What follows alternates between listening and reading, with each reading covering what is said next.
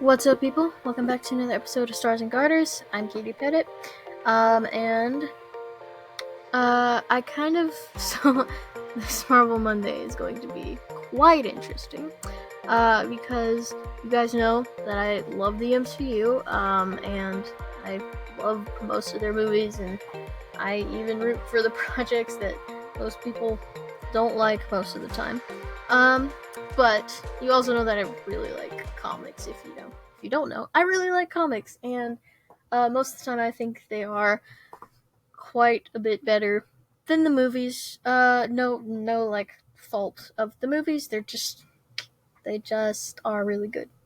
And they're like almost too different from the movies to be compared. However, I am going to be giving you another comic book review today. And it's quite an iconic comic. It's actually the Infinity War comic. So, yeah, it's the comic that the movie Infinity War was very very loosely based off of, as I discovered. Um, but yeah, I saw it at a bookstore and I was like, okay, as a Marvel fan, I just feel like I should own this comic. It feels like, uh, just it just feels like something, as a Marvel fan you should have, because it's a very very important comic in Marvel history, and it obviously contributed a lot to the MCU. Um, Not as much as I thought, but it still is important in a lot of ways. And it took me forever to read because it is a chonker. But yeah, this is the Infinity War comic. Probably right off the bat, you can tell that it's a little bit different than the movie. There's this big old yellow guy you probably don't even recognize. Um, yeah, like in the center, he seems to be the main focus. But yeah, look at this thing.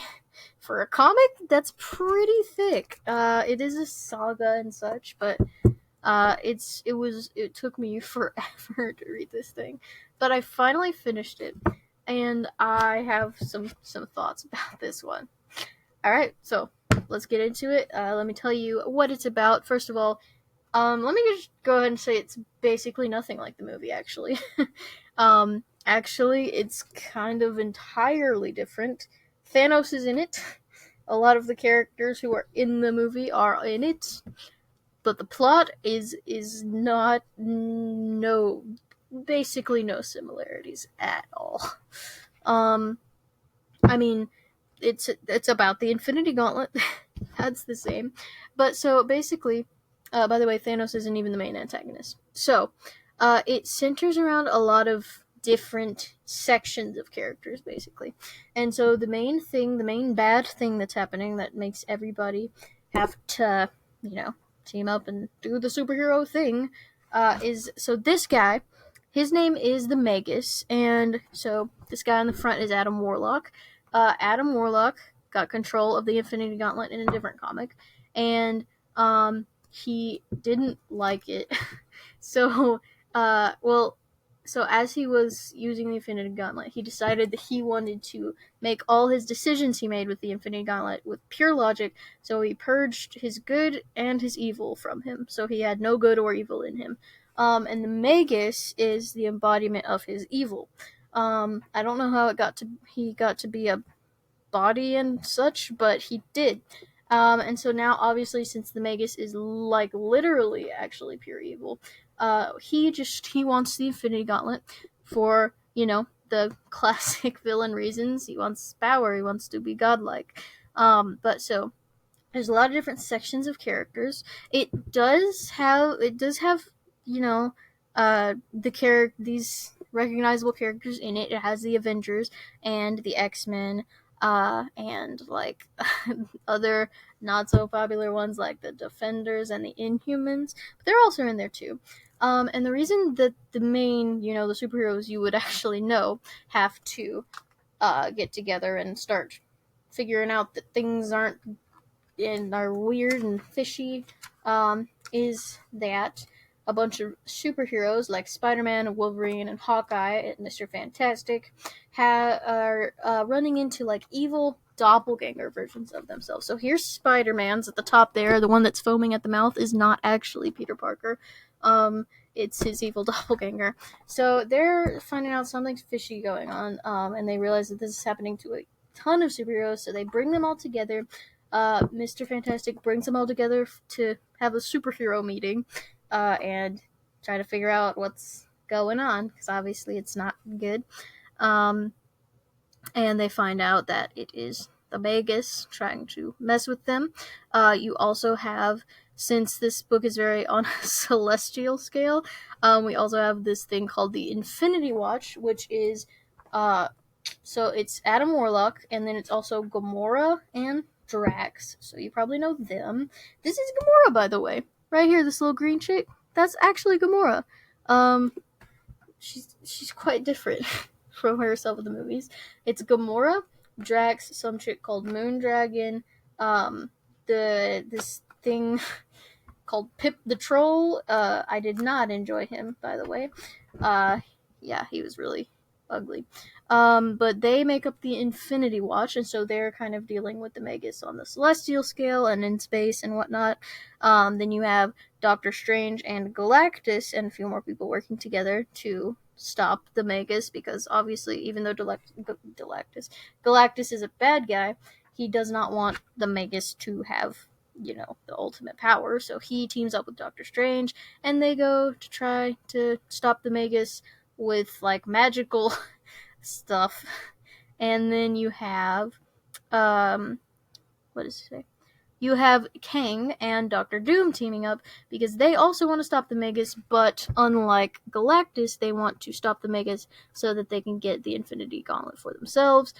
Meanwhile, both Kang and Doctor Doom are all, of course, always planning to betray each other in the end. And then you also have Thanos running around, not as the bad guy. He's still not a good person. He does some questionable things, obviously, but he also doesn't want the Magus to have that power. So he is also kind of helping ish. He's not trying to kill anyone, which is a change, but he's also not being the most greatest person. Definitely not on a hero level. Definitely didn't do any turn of character. He just doesn't want anyone else to have the Infinity Gauntlet. He's not trying to get it back, because actually he got the gauntlet in the comic called the Infinity Gauntlet, I believe. I could be wrong about that, and I'm very sad if I am. But I believe he got the Infinity Gauntlet in the comic. The Infinity Gauntlet was actually where Thanos was the big villain. But he didn't like having the Infinity Gauntlet. It turned out to be too much for him, so he gave it up. So he's not actually trying to get it back. He just doesn't want the Magus to have it. So, and with the Magus, you also have a doppelganger of Thanos. For some reason, the Magus just thought that would be a good idea, because he, got the Infinity Gauntlet, so I guess he would be helpful in getting it. So, right. All of these things, yes. Okay, so, what I, thought of this one. So the plot, it was very, very, very out there. It was very, like I said, a celestial scale, and there was a lot of, like, godlike beings that were characters that I had, like, literally never even knew they existed. Like, just did not know of their existence, and they're, like, ridiculously overpowered beings. They're like the Watcher, but more powerful and less human. So, just a lot of those going on, and it was pretty confusing. Unfortunately, they were trying most of the time to solve the problem not by fighting.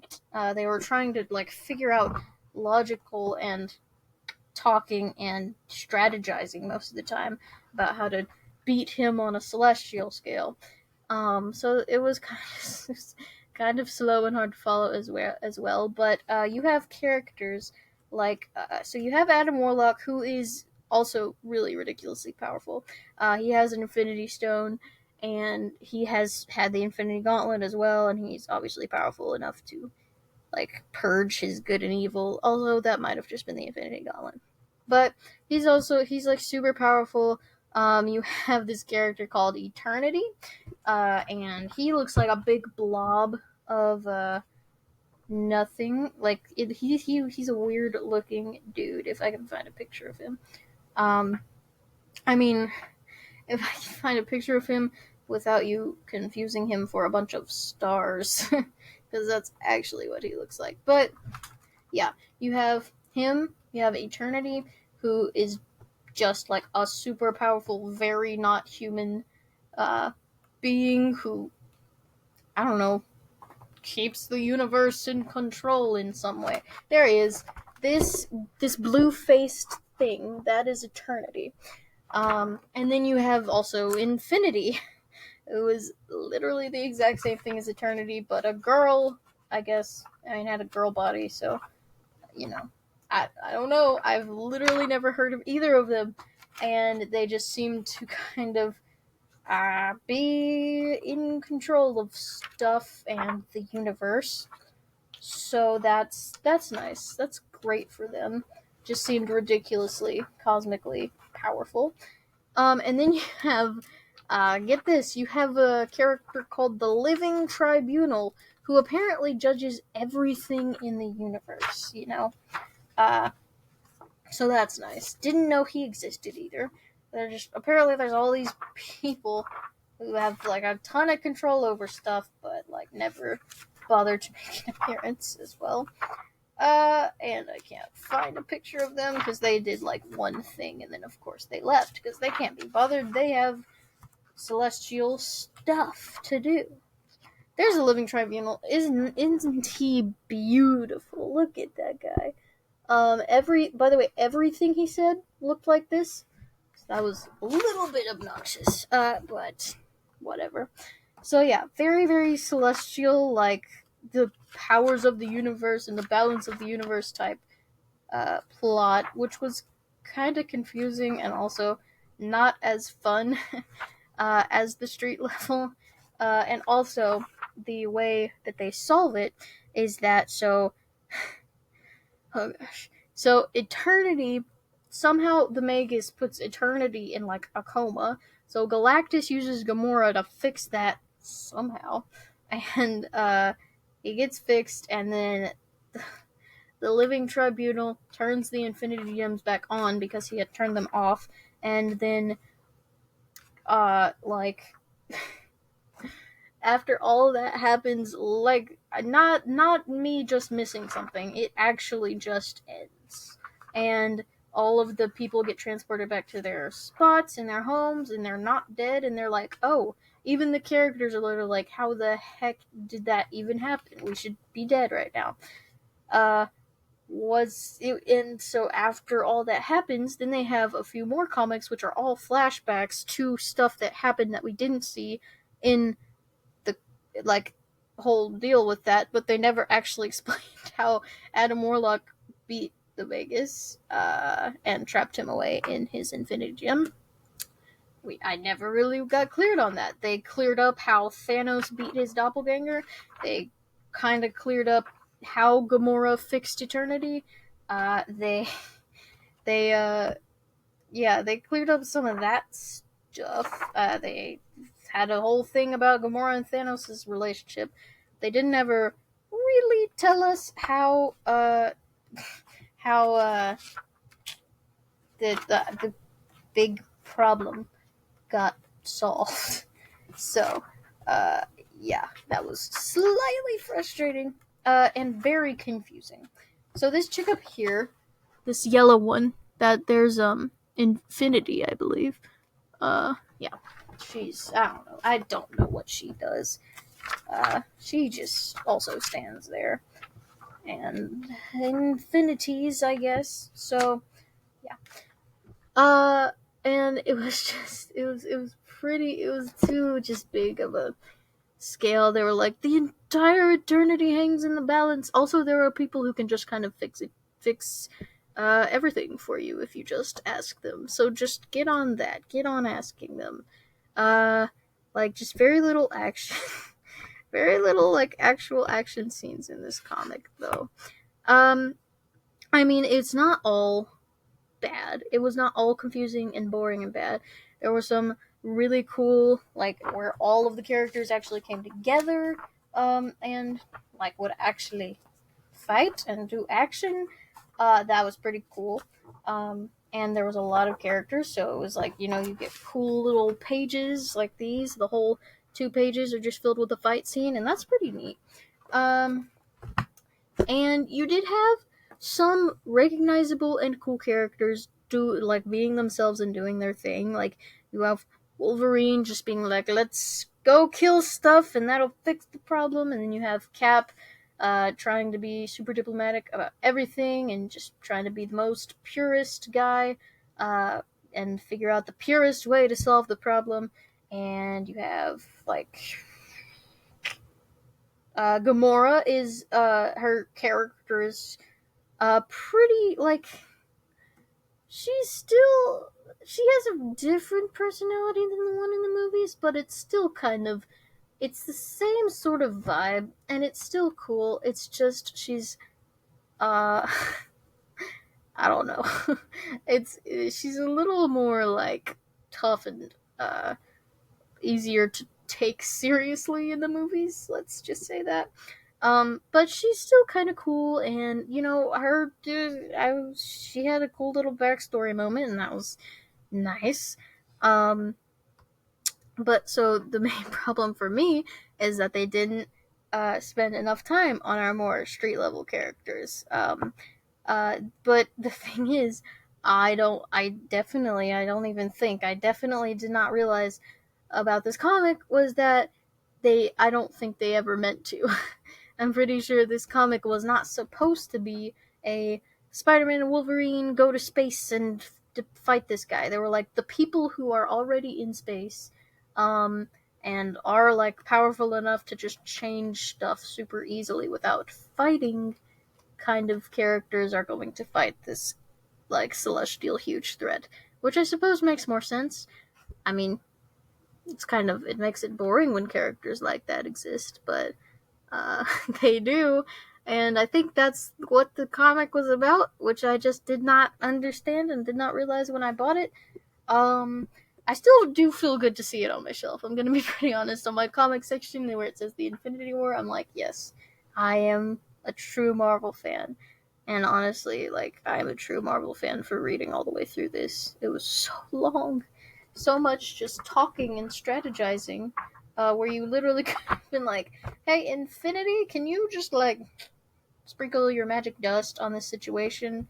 And then, like, after 50 pages, she's just like, oh yeah, I can do that. And then she does it.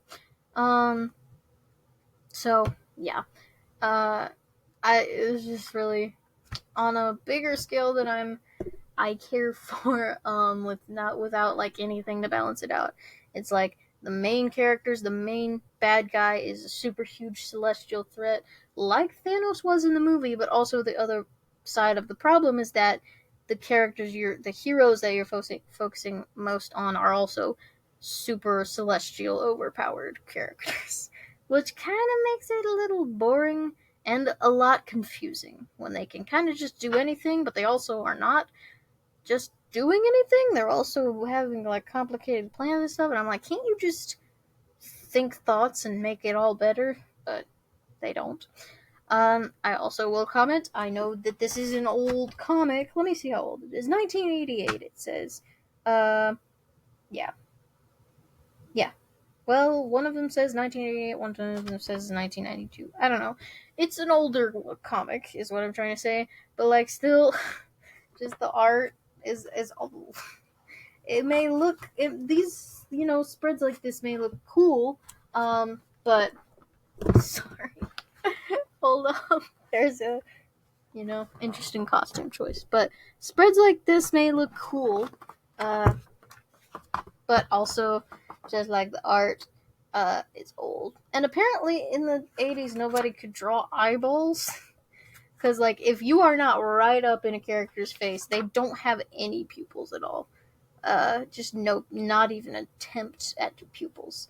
Some of their pupils are the same color as their mask, Um, yeah, it's the eye is just weird. They just don't draw eyes. I don't understand why. Some like I'm looking literally at a picture right now where his eyeball is it's just a circle, but it's the same color as his skin.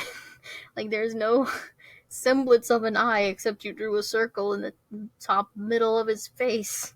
So yeah, I mean obviously they had limitations. I understand all of that. And just it's different and it's not what I'm used to. But like therefore for those reasons I don't like it. I mean, yeah, I just don't like it, which is a shame because some of the character designs, like in concept, they're actually kind of cool. Just the execution is a little odd. I mean, it's not bad. Obviously, it's the fact that they look like people is pretty amazing. Because drawing be hard. But still, it's just it's so old looking. No offense to any old people. Old people are awesome.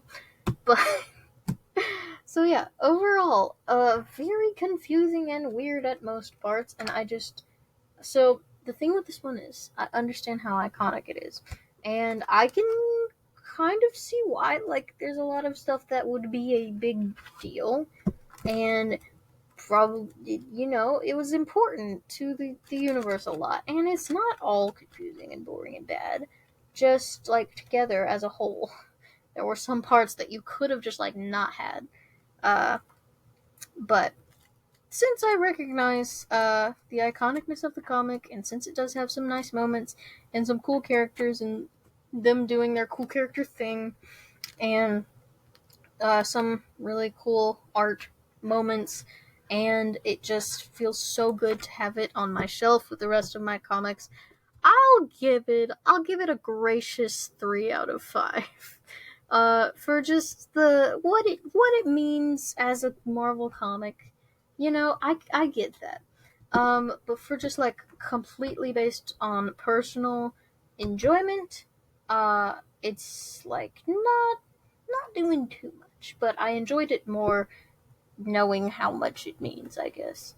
Um, yeah, the thing about this also, the movie was actually like so much better. Which it's like it's maybe the only book you'll ever hear me say that about. I mean, I'm not one of those people who's gonna be like, you watched the movie instead of reading the books, you're an idiot. The books are better, and say that all the time. I'm just saying. Personally, I usually enjoy the books more, but I'm just saying, the movie was like way better than the book on this one.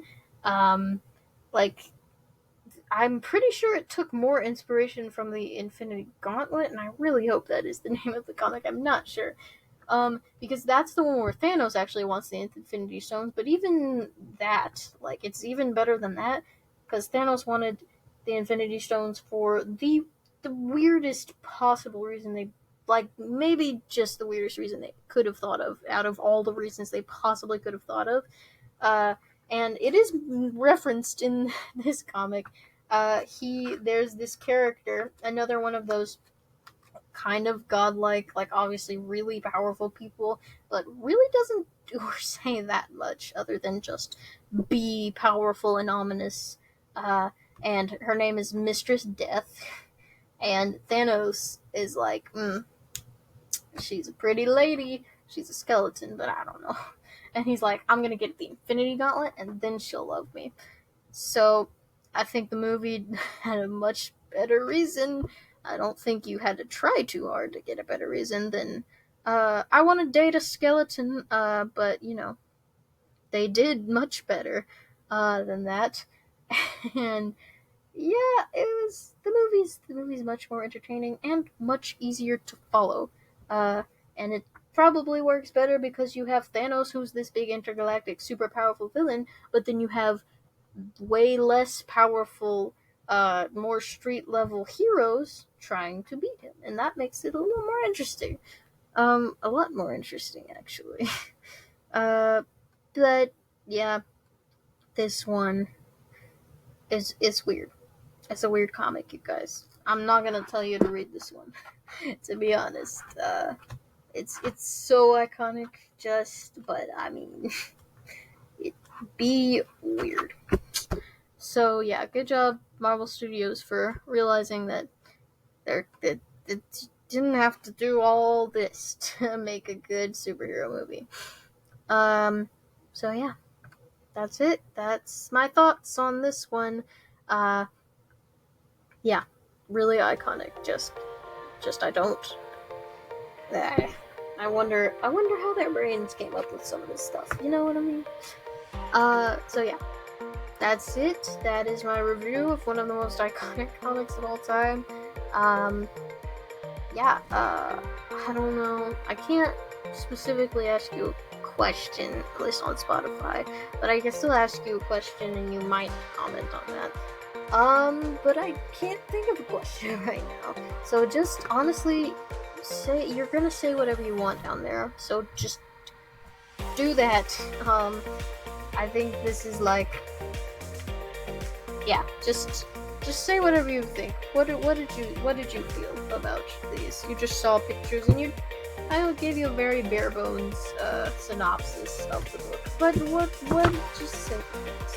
Just comment. It's fun for me. You guys are funny. So comment, follow, or subscribe, or do whatever it is. Make sure to do the thing where you can get notifications. That's also cool. You should do that. Like and share are also good things. So thank you guys for listening as always, and I'm gonna see you next time.